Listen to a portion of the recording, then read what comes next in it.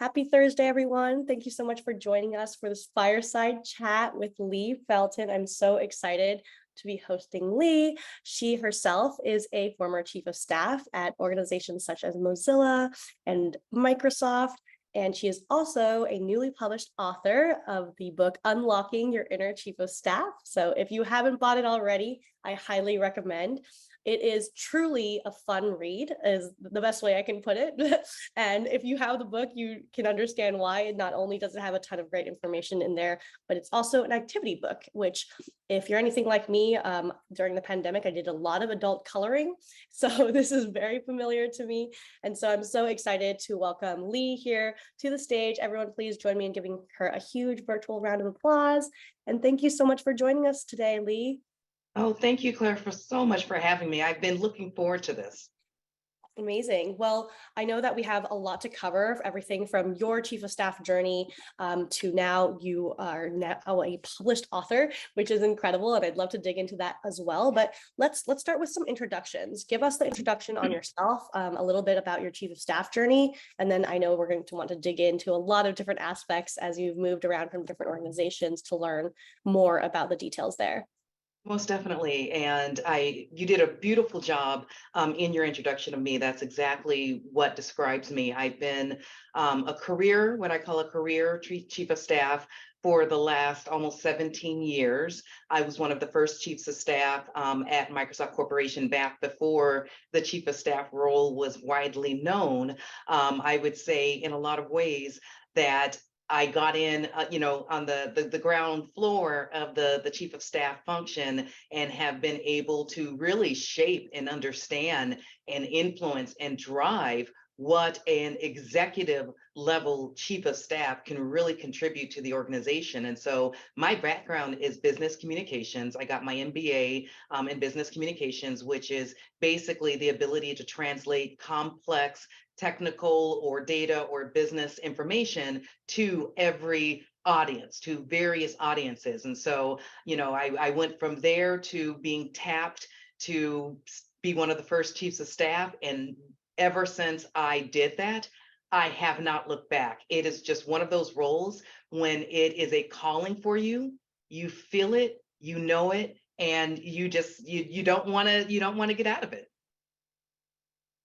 I hear you on that. And I love that you're emphasizing your background in communications. I think that is such an underrated skill set that it's on a job description, sure, for chiefs of staff, but it's something that I think many people underestimate when it comes to this role, especially at these larger organizations where you're not so much in the weeds, right? Like you're saying, this is an executive level role. So you're not in the weeds kind of doing the tactical stuff, but instead you're connecting the dots between different parts of the organization.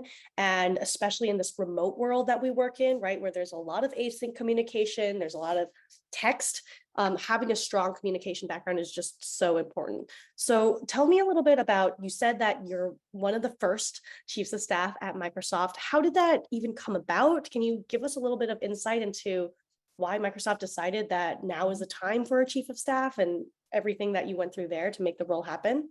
Most definitely. So Microsoft went through an evolution as large organizations do, on a constant basis. But this was a significant change and challenge for Microsoft, where they did what's called Finance 2.0.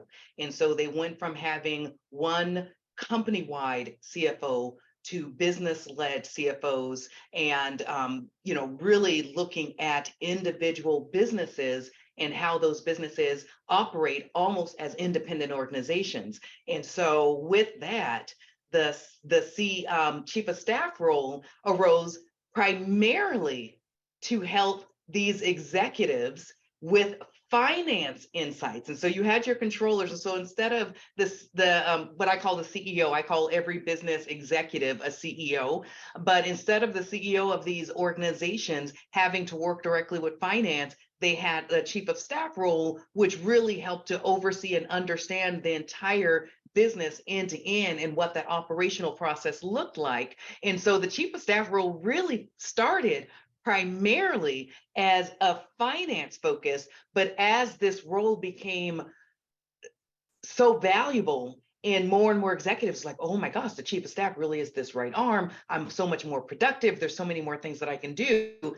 It began to expand into a role that complements many different gaps or strengths that the executive needed. And so that's why today it's not just a focus on finance, which was what the role had originally started out as, but it really does span the gamut. There are some areas, I've seen chiefs of staff in legal organizations where they want that legal background. I've seen chiefs of staff, especially in a lot of startups, where they're looking for someone that thoroughly can understand mergers, acquisitions, that can understand, what does that revenue and P&L's opportunity and growth look like. I've seen, such as myself, my background is in business communications. It's in driving community. It's in aligning the end-to-end business and saying, how do we ensure that every individual in the organization feels like their contribution is contributing to the mission, the vision, and the strategy of the organization. And so my background really is about, in those areas where you need to build a business, you need to build a community, and you really need to expand and ensure that there's clarity across the organization. Those are the roles that I primarily look for and thrive in. I hear you on that. And I love what you're saying about now there are chiefs of staff in every division, right? It started maybe in the finance division or in the CFO's office at Microsoft specifically, but I have seen the role proliferate to legal, to CTOs, to even chief science officers and lab directors I'm seeing in the Bay Area a lot right now. And I think what you're really emphasizing is that there's different skill sets for these different departments, right? And so sometimes I think I talk to a lot of potential aspiring chiefs of staff, and what they say is, seems like every job description says they need an MBA or I have to be a former management consultant. And my answer to them is, no, you don't need to have that. I mean, I certainly don't have any of those, and I would like to think that I was a pretty successful chief of staff, but instead you need to find the right principal or the right executive to be that complement to, and bring your skill sets to those different people depending on who they are. So yeah, tell us about those early days. It sounds like with Microsoft, because that CFO division got kind of broken down, there were a lot of chiefs of staff that kind of all started together, or was it kind of piecemeal, like one It was person? more piecemeal. It was more piecemeal. So it was Finance 2.0, which literally moved out of the finance organization, and this was spread across the entire company. And so finance literally, instead of being centrally organized, finance really was then driven by each business unit. And so the chief of staff role was hired into the business units to support executives to be that interpreter. And so for my early days, I mean, I was an A student in math, but by luck rather than necessarily by skill. I am not, one of the things that I say, there are certain skills that in most chief of staff role, you need to have a baseline and be able to operate. Operating budgets and thoroughly understanding those and being able to prioritize your budgets with your head count, with your really strategy and goals, and what your end year OKRs look like. You have to be able to have that skill. And so it is definitely an area that I am well versed in. It's not my, it's not my preferential, I would never be a chief of staff to a CFO, for instance, because looking at numbers all day is not my thing, but I do have that capability. And so for my early days, I was really looking for, actually, I wasn't looking for anything. Like I said, I got tapped to be a chief of staff. I was in marketing, product marketing, marketing communications. I did the consumer broad reach launch of Windows XP. So if anybody remembers, I'm aging myself here, and I don't mind that. I'm old. I'm old school for sure. But I did the consumer broad reach launch of Windows XP, which at the time for Microsoft, it's the product that's closest to my heart, even though it's, discontinued, but it was a groundbreaking, innovative product. I mean, we think ChatGPT is, breaking the times today. Windows XP and allowing just everybody to be artistic and to be able to leverage just about every platform on your computer. That's really what Windows XP drove.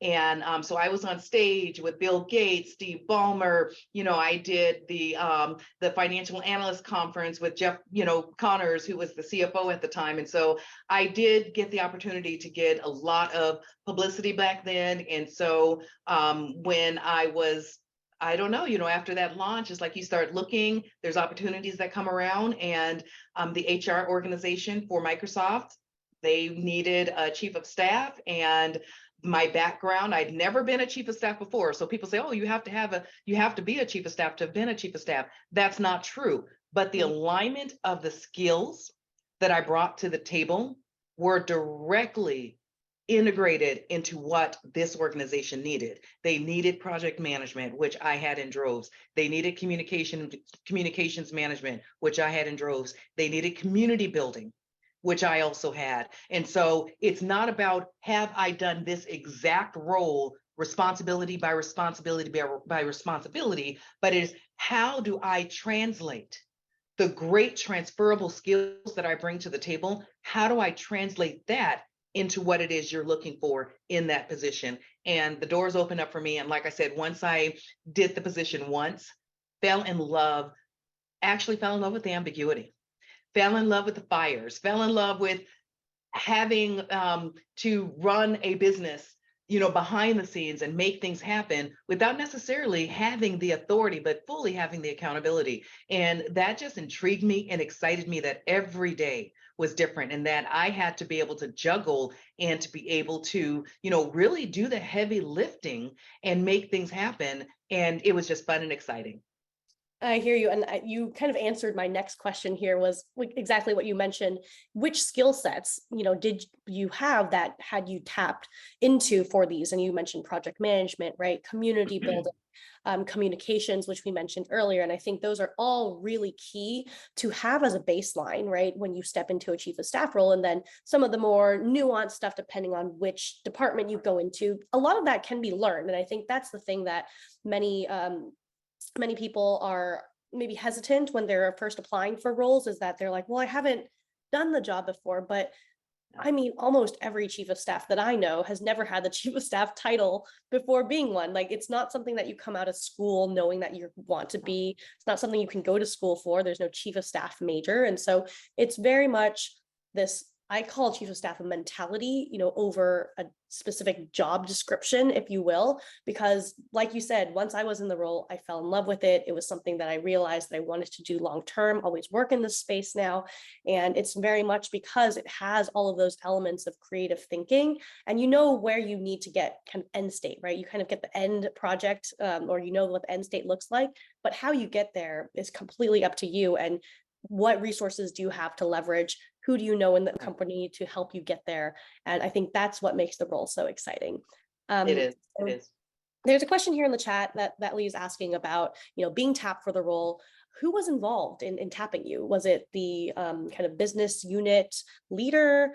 You mentioned that you were in marketing. So how did you get, drafted over to the finance side of things in Finance 2.0? Oh, it definitely was not finance. So let me just clarify that. The chief of staff role started because these executives needed help in interpreting the finance, and I could do that.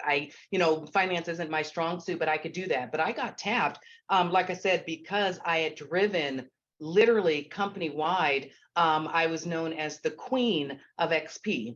And because of that, company-wide, when I put my feelers out there in terms of looking for another position, this one, came up. It was actually the hiring manager, not the recruiter, not HR. It was the hiring manager that had reached out to me. And, we had what is considered informationals. And so we do these informationals, which are 15, 25-minute, just quick conversations. They're not interviews, but it's just kind of saying, let me get to know you. Let me tell you more about what I'm looking for, and if that is suitable for where you're going in your career. And for me, Microsoft at the time, and this is the cool thing about the chief of staff role, to me, Microsoft at the time was a product.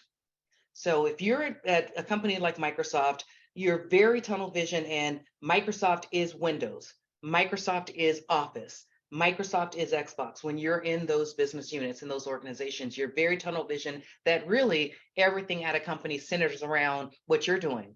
When I had the absolute privilege of being a chief of staff in HR, I got to see everything end to end, the full working of a company, that it's not just the products, that is not just the engineering or the sales, the full working of how the company goes together. And it's like, I think for even a company like Microsoft, you can say that most companies are held together, as I say, with super glue and duct tape.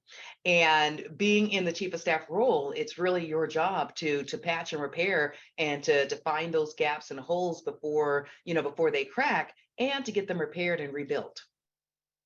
Absolutely. I hear you on all of that. And the duct tape and super glue analogy, just it feels way too familiar. Is that, as the chief of staff, you're kind of like patching things up, or you're kind of looking for the cracks and seeing where there might be a potential casualty or anything. And you're trying to prevent a lot of that from happening. And I think that because you have that overview, right? You have that insight into the organization as a whole. That's why you have the ability to spot those cracks before they even happen.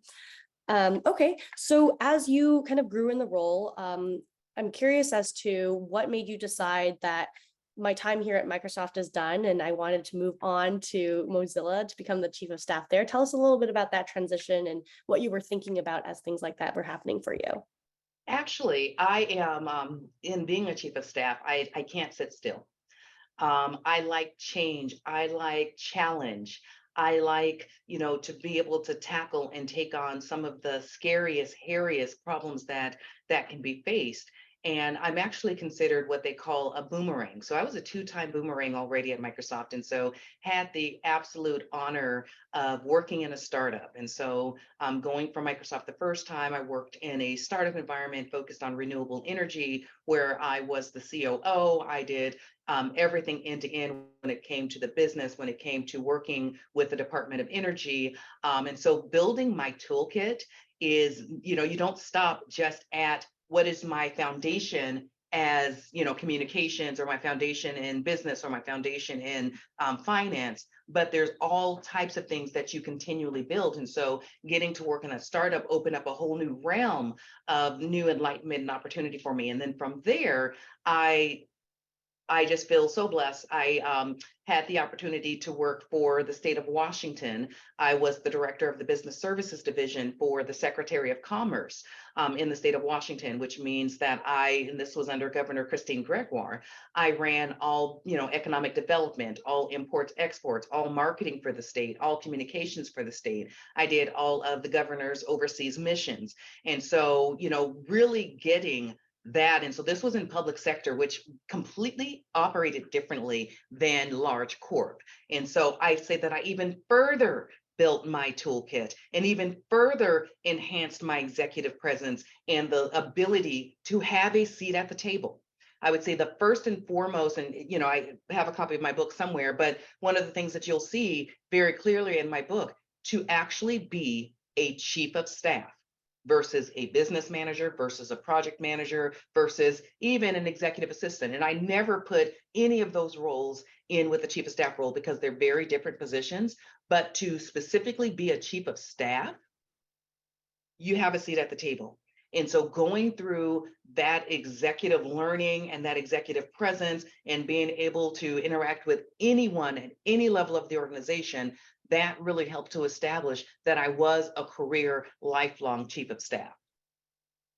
I hear you on that. Yeah, I think that is definitely something that many chiefs of staff, when they come to that year and a half, maybe 2 year tenure in the role, they get to that point and they're just not sure what they might want to do next. And I think there'll probably be a lot of things that we can dig into in terms of how do you keep track of your own progress in the role? How do you make sure you're growing? But it sounds like for you, you knew that you wanted to continue to have that seat at the table. You wanted to see it in a different environment, but the chief of staff role itself still very much stuck with you.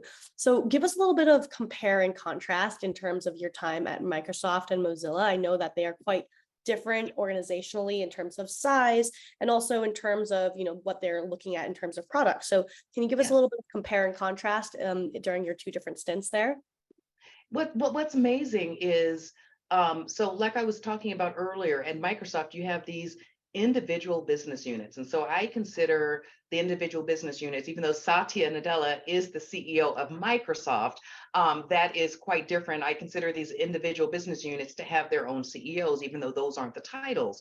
And so what you have at an organization like Microsoft, when you are a chief of staff, is you are directing and outlining what is the rhythm, what's the operational, processes, what are the structures that we have to go through. But there are very finite and defined systems that are in place that are non-negotiable.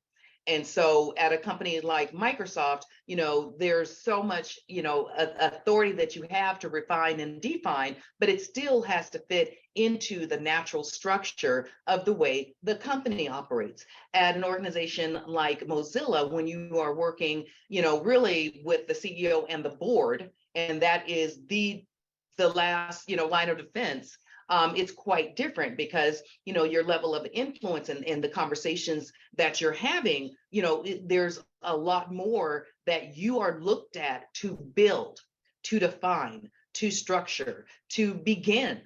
In a lot of those cases, even with an organization as as old as Mozilla, that dates back, I believe, to 2005, it's still building and growing and thriving and flowing. And so it's one of those things where it depends on what you're looking for. They're both technology companies.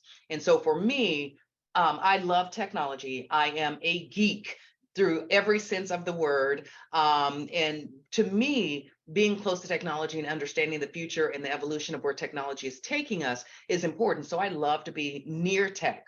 But there are definitely opportunities across all, boundaries when it comes to various industries and sectors. And it's a matter of what are you looking for? Because the size of those organizations, that is going to matter in terms of your independence, in terms of your level of being able to build and to create versus to understand how you co-create and how you integrate what's in place into what your business needs. And so there's a lot of things as individuals are looking for various chiefs of staff role, there are lots of things to consider. And, I describe the career chief of staff versus the rotational chief of staff. I describe really looking at what are your organizational aspirations. What are you trying to build? How are you trying to really create that position? And are you okay leading without authority, being accountable without authority? And those are serious questions you need to ask. I just want to +1 everything that you're saying, highlight, underline, and bold, because I feel the exact same way when I talk to new or upcoming chiefs of staff who are like, I think I want to do this role.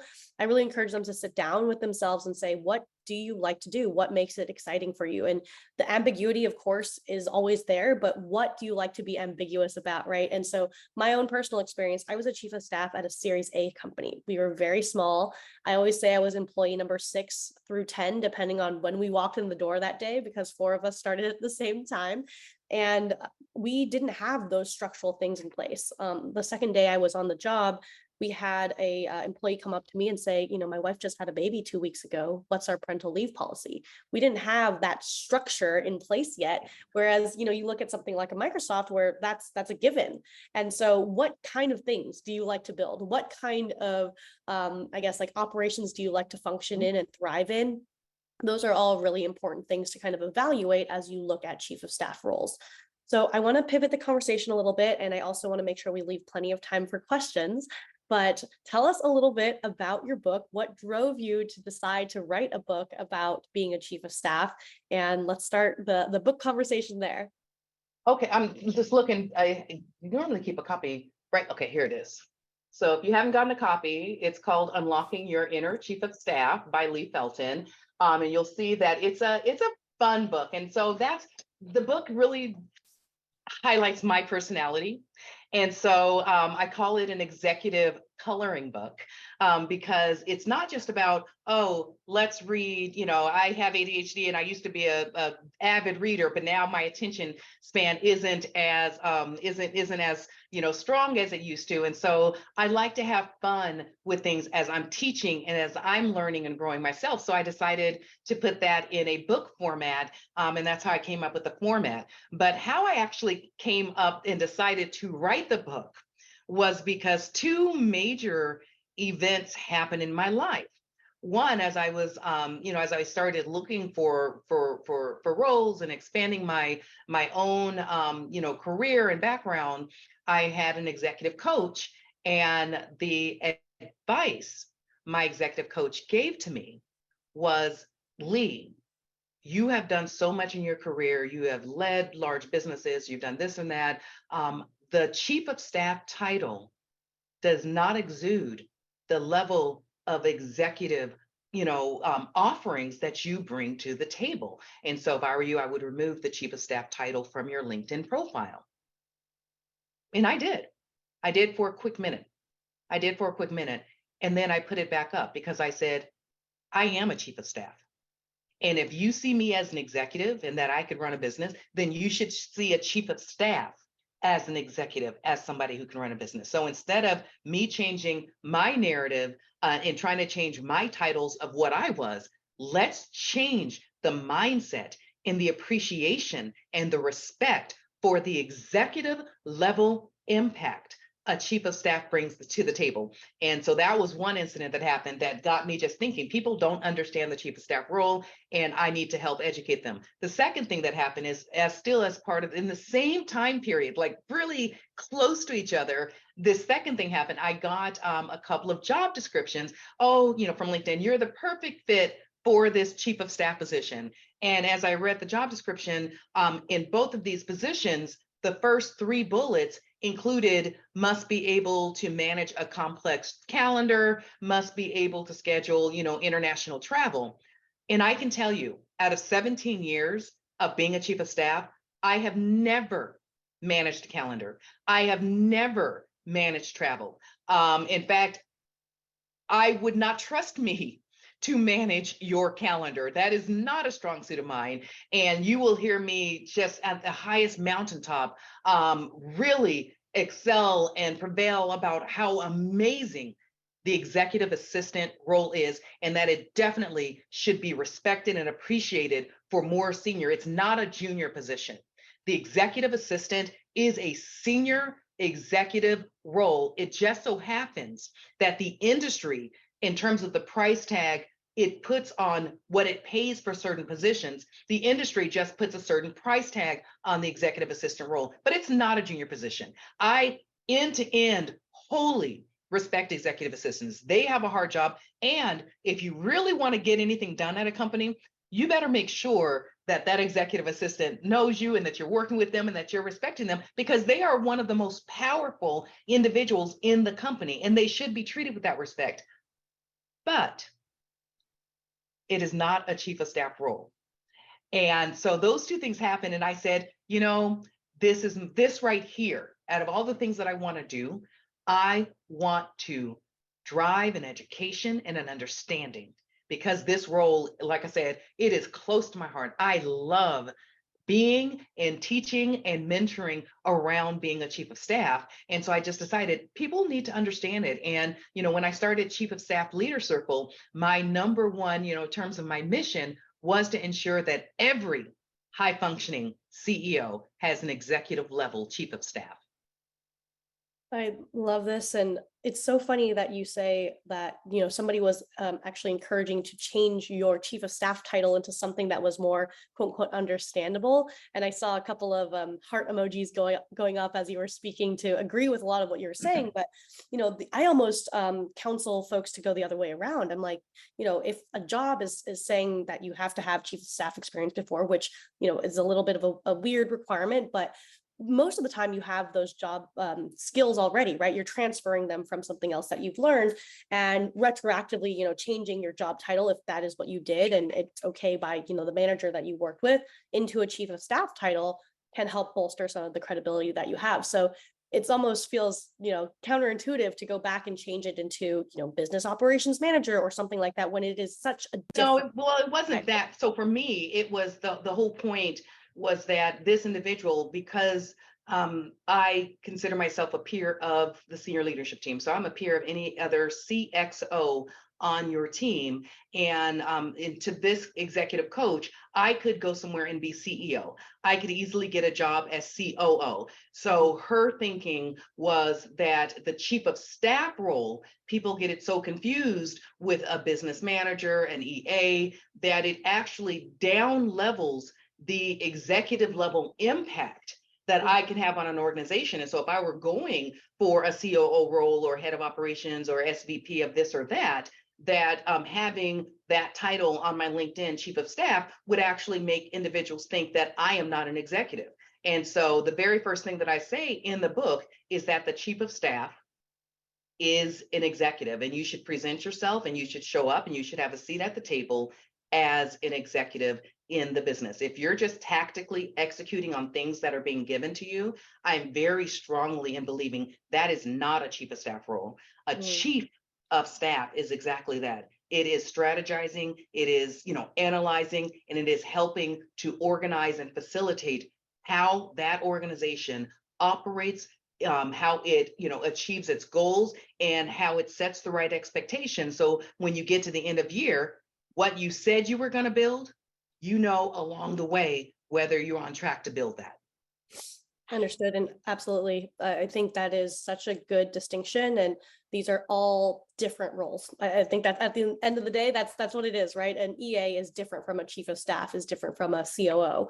And yeah. There is a lot of education that still needs to be done. But I think everyone in this room, I think we're all on the same page here about what a chief of staff should be doing. And I think that it is a role that I think is going to continue to grow in popularity and impact. And so I'm really excited that, you're at the forefront of this, you're helping educate people on this. And I, highly encourage everyone to check out your book and get a copy themselves so that they can interact with it the way that it's meant to be interacted with. So I have a couple of more questions, but I do want to make sure that people in the room here, if you have questions that you would like to ask Leigh, feel free to use the raise hand emoji on the Zoom, or otherwise feel free to type it in the chat if you can't come off mute right now, and I will make sure that we can read your questions directly to Leigh as well. So for our aspiring chiefs of staff in the room, if somebody is looking to potentially move in their organization, let's say they want to move into a chief of staff role from the function that they're in, what advice and tactics would you give them in order to potentially make that a possibility for themselves? And it's exactly as you said, for individuals that are looking to transition into a chief of staff role, there are so many transferable skills that people have that have, even though you haven't had that title, there's so many transferable skills that people have that directly correlate to the chief of staff function. So I would automatically say align your resume, align your project. So when you're talking about projects, accomplishments, successes, challenges, align that directly to the chief of staff and talk about it in that terminology. So even if you don't have the chief of staff title, you do have the ability to talk about, similar to a chief of staff where you have to X, Y, or Z, you have the ability to align what you're doing directly to the position. And so I would always encourage individuals who are looking in, this is chief of staff, or whether you're looking to transition into any new title. Title is one thing, and a lot of people focus a lot on title, and so they're looking for that on your resume. But really what matters is what are those transferable skills that directly correlate one position to the other. And that's what you have to go into, whether it's the interview or whether it's just applying for the job. That is the thing that you need to highlight, especially in a cover letter. If you do not have the title on your resume, you need to correlate that very clearly in your cover letter to say, I've done this. This is where I can excel, and where, when you're talking about hitting the ground running, I will be able to come into your organization with X, Y, and Z. And this is what I'm looking out of it. So there's always that And because people want to see, especially in a new chief of staff, a lot of those positions give an opportunity for growth. So unlike like a COO, CMO, where it's like you're in the organization, you're at the head of what you're doing, a new chief of staff actually has that trajectory of saying, how are we developing this role, growing the business and taking on more and more? And so, what are you looking for? And so I would highly encourage people who are transitioning, who are looking to transition to, 80 is that 80-20 rule. So 80%, what are you bringing to the table? Have it very clearly outlined. What are you bringing to the table?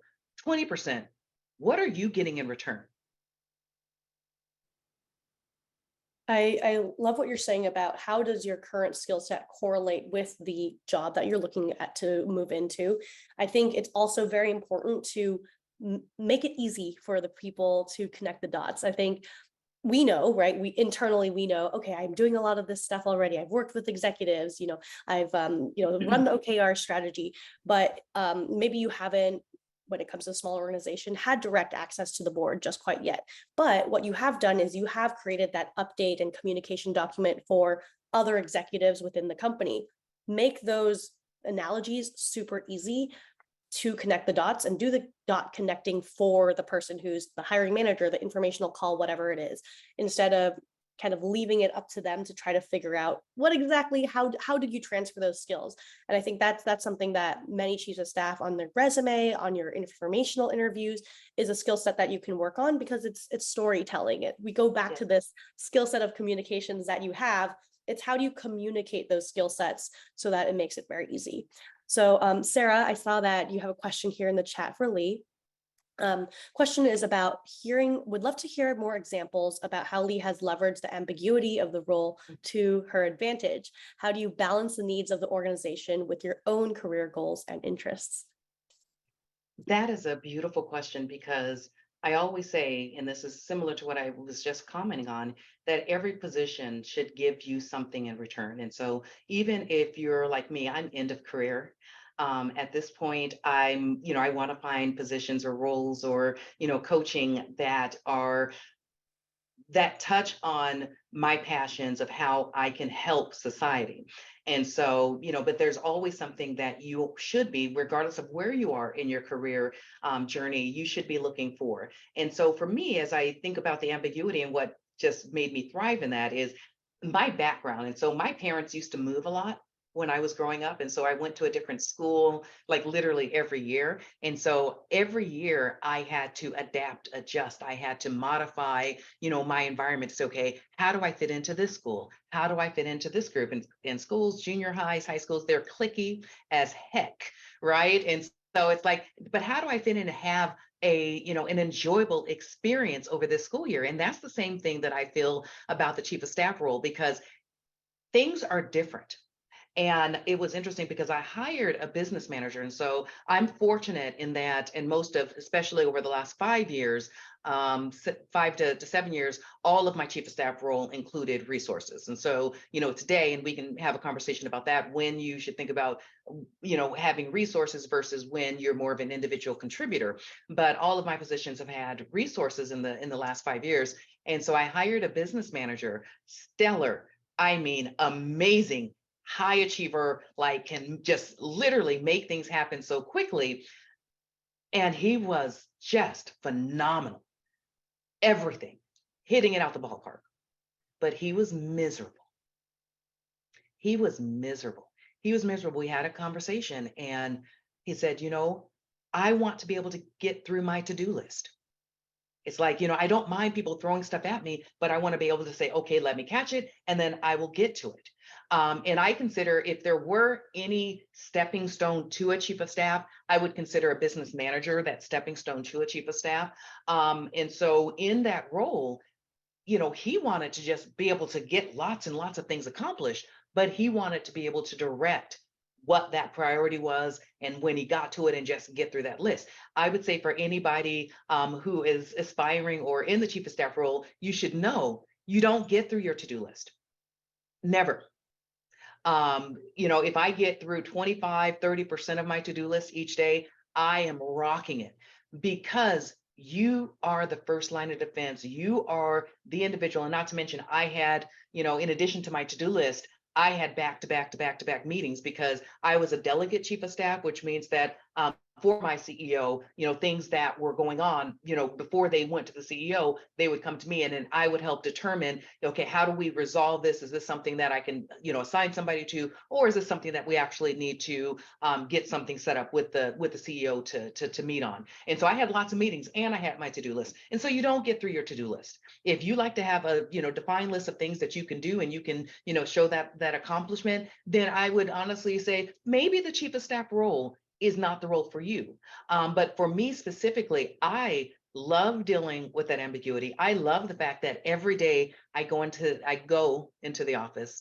Every day is going to be different. And in terms of what do I do for my own career at this stage, whenever I take on a chief of staff role, there's always it's because I've been so proficient and I know how to set up a rhythm of operations. I know how to manage an executive office. I know how to, set up an internal process and structure and do, all of the things that a chief of staff does in terms of our internal events, in terms of our leadership team facilitation, offsites, OKRs. I mean, you name it. There's a lot of things, as you can see, that a chief of staff is responsible for. I've gotten a really good system in place. And I know I've done this so many times, I know how to do it.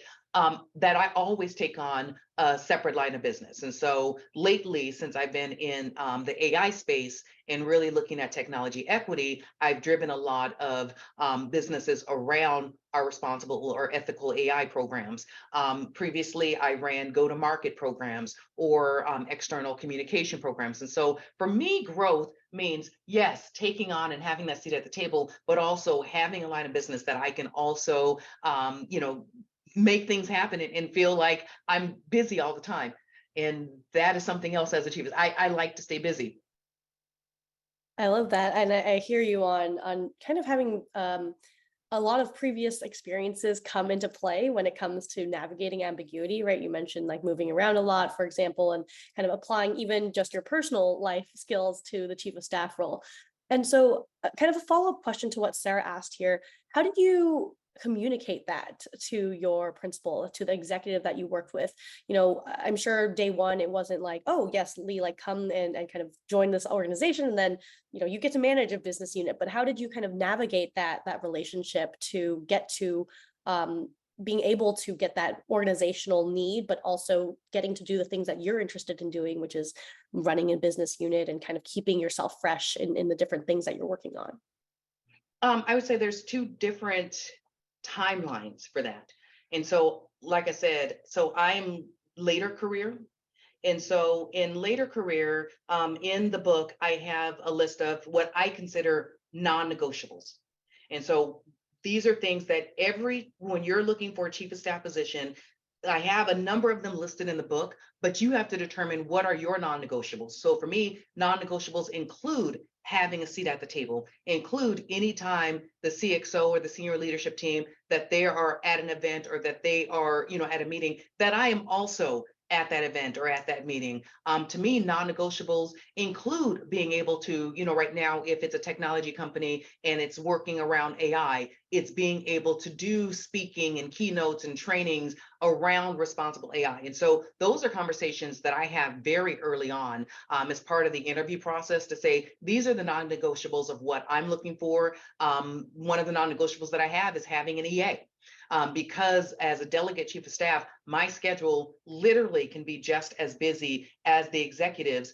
If I'm taking all of my time trying to balance and juggle my schedule, my travel, my expenses, then you're not getting the best out of me. And so you have to determine what are your non-negotiables. And of course, as you're later in career, as you're more in demand, those non-negotiables can be expanded to include a lot of the things that I've talked about.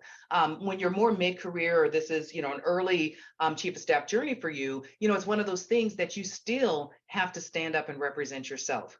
I speak a lot about authentic leadership and the fact that if we morph our persona to match what other people are expecting, then nobody gets a true sense of what a leader is. And so if you can come out authentically and say, okay, this is what I stand for. These are the things that I feel, just like I said before, these are the things that I feel like I can truly contribute.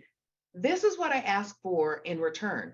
But I would caution, if you're a new chief of staff, or you are growing, like really growing into that chief of staff role, focus on that. There's so many moving pieces that if you haven't perfected, like you can't come in and automatically create a 30, 60, 90-day plan, do your listening tour, understand where your gaps are, and understand, where you need to run certain operational processes. If you can't automatically come in, regardless of what organization it is, I would say there are skills that you need to build up that should be, as a career lifelong chief of staff, that should be second nature. And then once those things are second nature, then absolutely, if there's things in businesses you want to run on the side and you want to contribute, then absolutely be very comfortable and confident in speaking up and asking for that opportunity. I hear you on that, and there's that kind of proving ground, right? With every job you have, not just the chief of staff one, but every job that you have, there's that proving ground of, hey, I can get this done, and this is what I bring to the table, and showing that before then starting to say, I can be even better if I have, these things in my arsenal, in my tool belt. So I love that advice. And you'll be surprised when you demonstrate how effective you are. And this has happened a few times as well. When you start demonstrating how effective you are, and especially as there's organizational shifts, those things are going to naturally come to you. Hey, Leigh, we need, we don't have a leader running this, or we're doing a reorg, and we need somebody, even on an interim basis to run this part of the business. Can you take that on?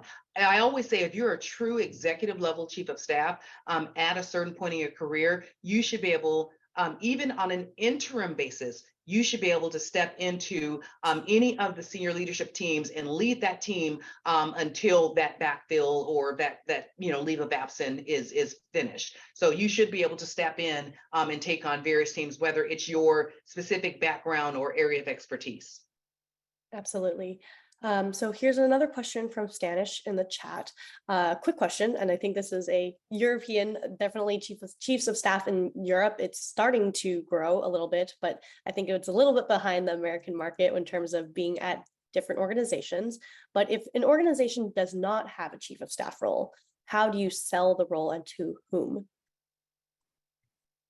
A very interesting thing.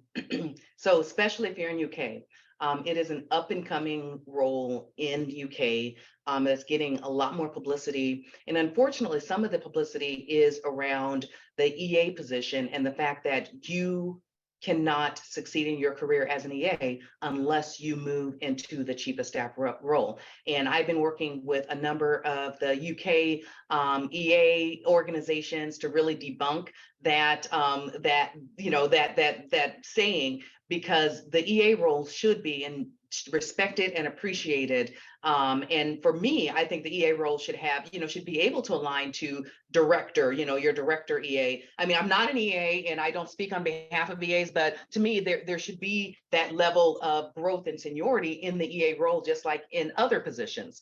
But specifically, like I said, in the UK, it is taking shape.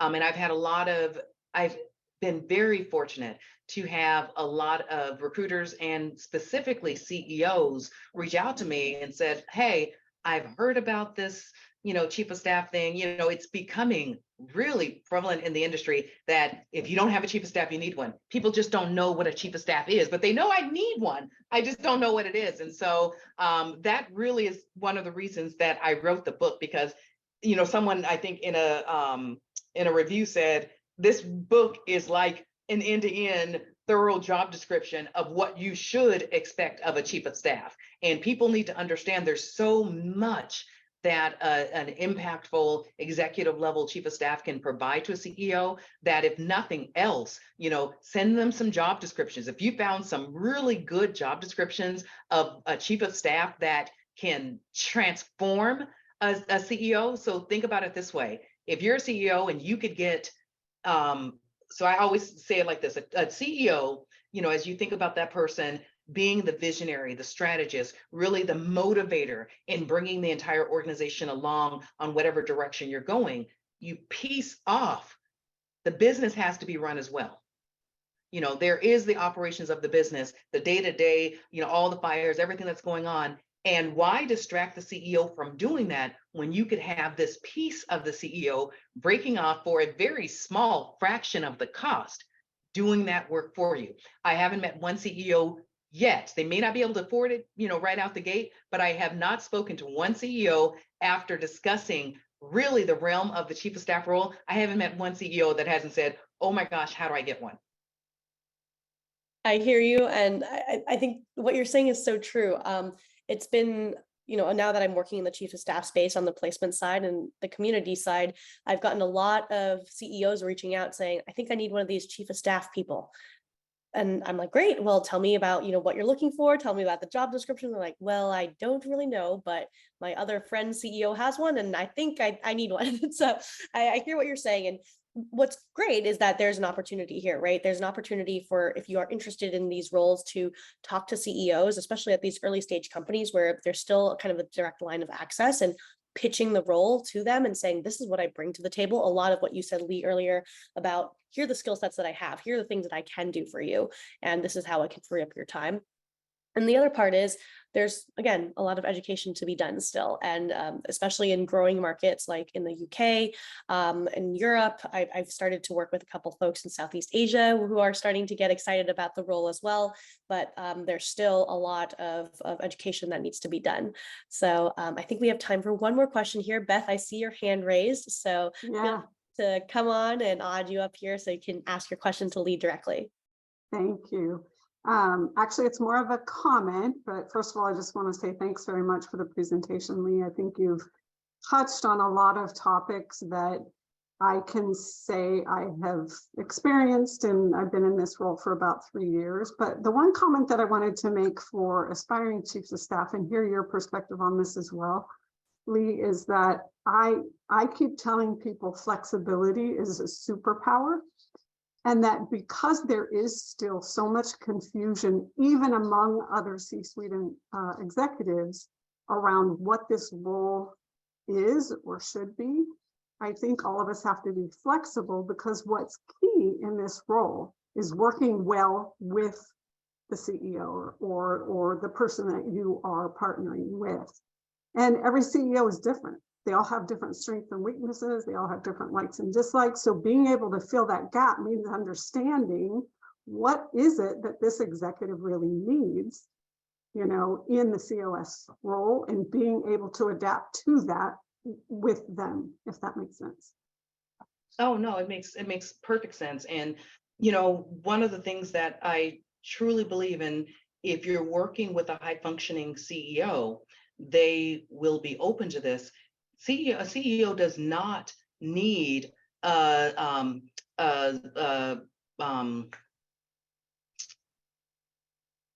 am really just lost the word.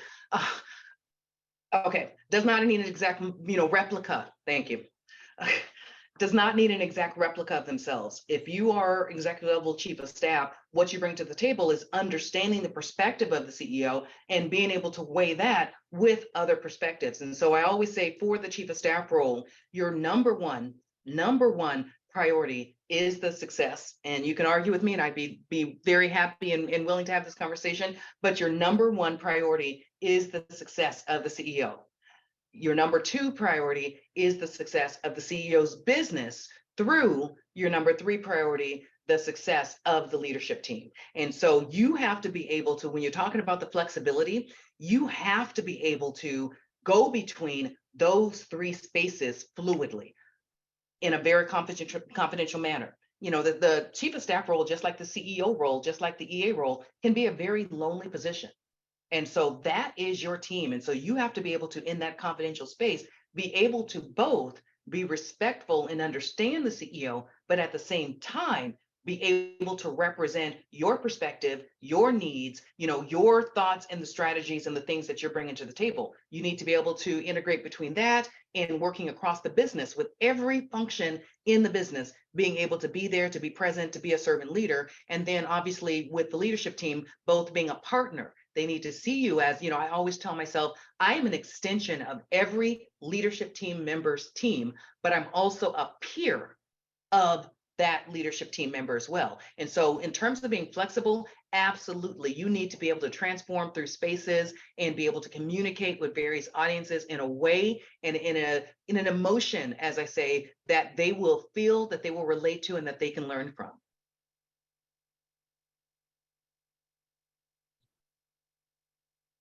Amazing. Thanks for that. Totally agree. Thank you for the question, Beth. Well, that brings us just to the top of the hour. That hour flew by. I know that we could probably ask a million more questions for Leigh, but Leigh, where can people stay connected or follow along on your book journey, on the rest of the Chief of Staff education that you're doing? What's the best way for people to connect with you? Oh, absolutely. There's three things that I'll direct you to. Number one, obviously, is my book on Amazon, Unlocking Your Inner Chief of Staff. Would highly appreciate, you taking a look at that and using that if you want to, talk to a CEO and you're trying to, really negotiate for this position. I think it's a good tool for that. Number two, LinkedIn. Connect with me on LinkedIn. Follow me on LinkedIn. There's lots of things that I talk about and post when it comes to operational excellence as well as technology equity. So would love to connect with you there as well. And then if you need, I do exec coaching specifically for chiefs of staff. And so in the positions that I've been in, chiefs of staff, just like every other CXO, have the opportunity to have an executive coach. And so I do executive coaching specifically for chiefs of staff. And you can find out more information on that at my website, cosleaderscircle.com. Perfect. I'm going to drop all of those links into the chat here so everybody can take a look, and feel free. And we'll include these in the follow-up email as well. So in case you can't grab it in time, we'll include those for you. But thank you again, Leigh, for joining us and for sharing all of your insights from being a chief of staff at 2 different organizations, now being author about the chief of staff role and helping coach chiefs of staff as well. So everyone, please give another huge virtual round of applause for Leigh. Thank you so much for joining us. And we hope to see you at the next workshop. So I hope everybody— Most definitely. I would definitely like to stay in touch with this group. I think it's amazing what you're doing here. And, together, more and more of us can really signify the importance of the chief of staff function. Amazing. Thank you, Leigh. I hope everyone has a wonderful weekend, and we'll see you all again soon. Bye, everyone. Okay, take care.